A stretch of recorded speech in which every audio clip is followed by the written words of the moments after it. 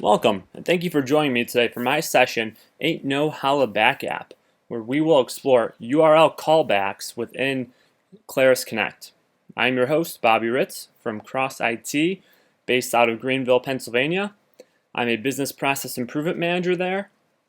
I've been developing in FileMaker for about 6 years now. I'm FileMaker certified, and I do like to dabble in JavaScript and other things, but FileMaker definitely is where my heart lives. I'm also a father, husband, and pet owner, and I'm also a part-time varsity track and field coach. So between changing diapers, developing, and coding, I drink a lot of coffee, so I'm also a avid coffee drinker as well. For today's session, our goals are to define what a callback URL is, how to use the callback URL setting in a Claris Connect Flow, and we're also going to briefly touch upon other possible use cases for callback URLs besides what just exists within Claris Connect. Let's start by defining what a callback URL is. To do this, we need to hop outside the context of FileMaker and Claris Connect, and we're just going to talk generally about API requests and sort of how that fits into all of this. So the simplest definition of a callback URL that I could come up with is that it is instructions to an API service for what to do after execution of an API request. So again, we're talking about making requests to a web-based API service. You have your initial request to execute. You want the API to do something, and certain APIs, if they allow it, will allow you to have a callback URL, which is instructions for what to do once the execution is done. So you could do things like return parameters back to a specific service. You can run another request to another API potentially.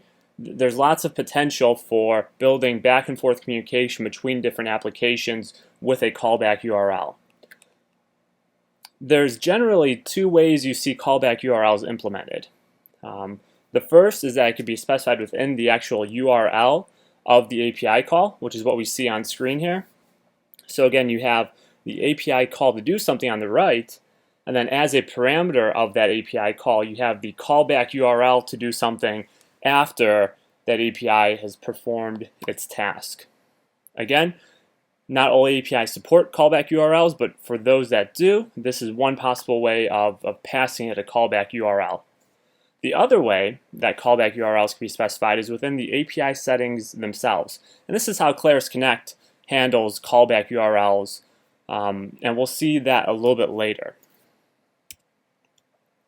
I drew up this brief little diagram just again to give another representation of what a callback URL does. On the left, we have a typical API request from an app to an API service. Very typical, it returns JSON back to the app and it's done. On the right-hand side, with a callback URL, again, the app makes an API request to the API service. The only difference now is that once that API is done executing, it can then call another application via the callback URL. So how do callback URLs fit in with Claris Connect? I mentioned before that the way that Claris Connect handles specifying a callback URL is within its settings. And so every flow has a callback URL option within its settings. I have a little picture up there, and we'll see again in our demo how to get there. The key thing to note with these callback URLs within Claris Connect is what it actually passes back. So I mentioned that callback URLs can be used to pass parameters back and forth potentially. Within Claris Connect, it will pass metadata of the flow that actually ran. Again, one important thing to note is that the callback URL is what's run after the flow has been executed. So you're probably wondering why use the callback URL feature. Okay, one possible thing you can do is you can use a callback URL to integrate with other apps. Probably not your main use of it though, but it's there if you want to use it. The way that I like to use the callback URL feature within Claris Connect, and probably the most useful way for you, would be to do error trapping and debugging. I mentioned in the last slide that the parameter that gets returned with the callback URL is metadata on the flow. It'll include a list of all the steps that ran. It'll include results. There's really a lot in there, all in JSON format, so it can then be parsed.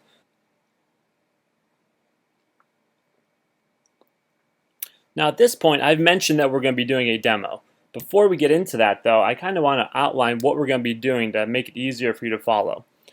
And these are also kind of general steps that you could use for when you implement your own callback URL feature within Claris Connect. And you can kind of extrapolate this to other general cases as well.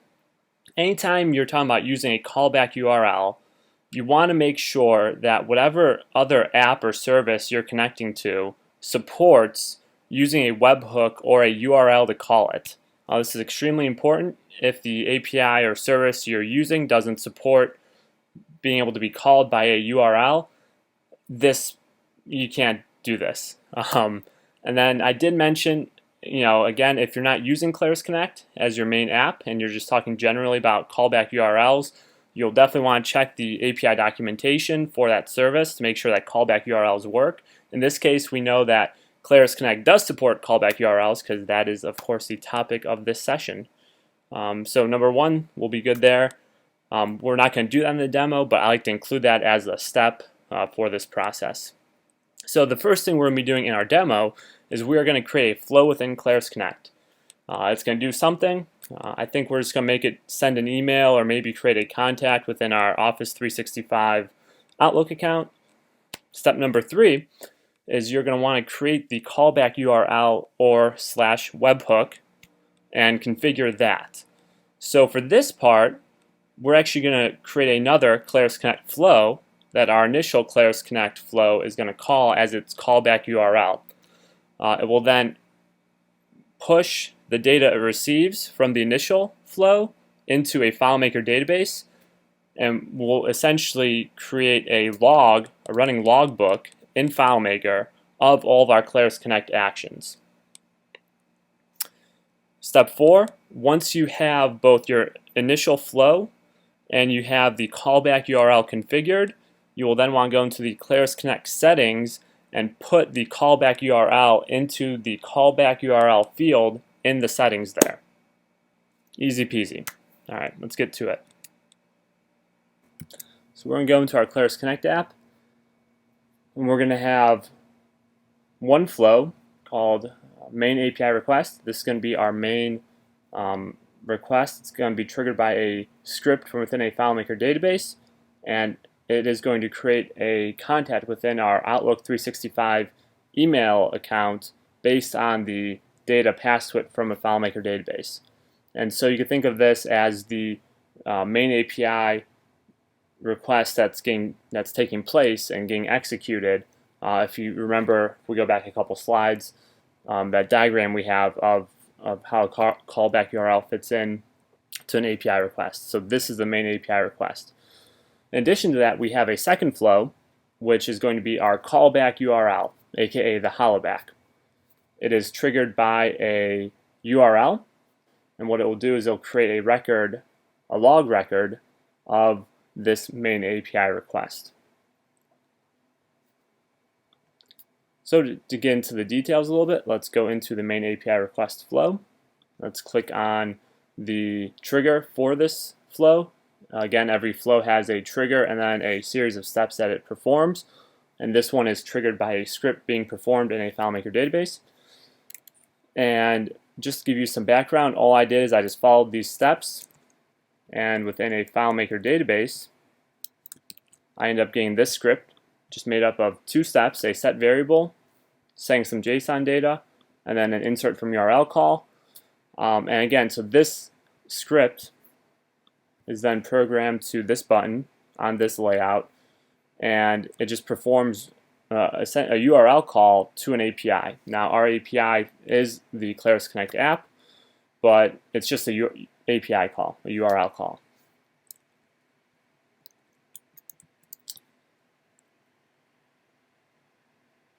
And then just to give you an idea of what the create contact flow step looks like, very basic.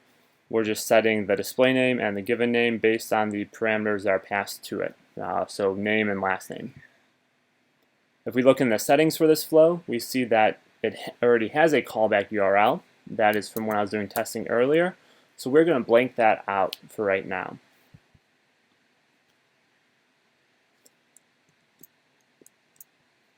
And I'm going to click Push to Contacts because I want to put Bart Simpson in my Outlook 365 contact list. There's a couple of problems though. I don't know if it worked. I can maybe look at the Claris Connect history for that flow, and I could see, okay, there's some success, and I could see some information on it. So what we're going to try and do is get more information, and the way we're going to do that is by putting that callback URL in. And so what that callback URL does is right here. So that link that is set up here is what I just pasted into the callback URL for the main API request. And all it does is it creates a record within my database on the log layout, and it puts the body of the JSON data from the main API request into the entry field of my FileMaker database. And so now I will have a running log of all of my Claris Connect flows.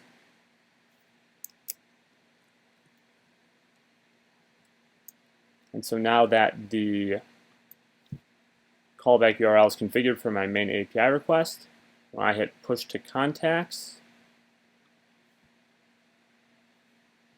if you were looking, we actually had a new record created within our log. And we actually had two of them because I got impatient and clicked Push to Contacts twice, so that was my bad. And if we look at them, we can see the JSON response of all of the metadata from our main API request. Now just a quick little teaching point. Theoretically, since we do have this Holla-Back flow set up to be triggered by a URL, you could have, just to play devil's advocate, someone might say, well, why don't you just put a webhook as the next step and just, plop it in there. Plop that URL link in there, similar to what we did with the callback URL. The main reason you don't want to do that is that if you have a lot of if-then branching within your flow, you might not want to have to recreate that URL step every single time within your flow. The other reason is that, again, the callback URL by default includes all of the metadata for that flow without any additional configuration. So for this use case, it's perfect. I'm going to wrap this up just by going over what we talked about. So we went over what the definition of a callback URL was, showed you how to set one up within Claris Connect, showed you a couple of use cases for them, specifically debugging a Claris Connect flow. We kind of touched upon some other ways you can integrate other apps within your Claris Connect flow. And one possible gotcha I do want to mention again is whenever you're using third-party applications, always check the API documentation to make sure it supports what you're trying to do.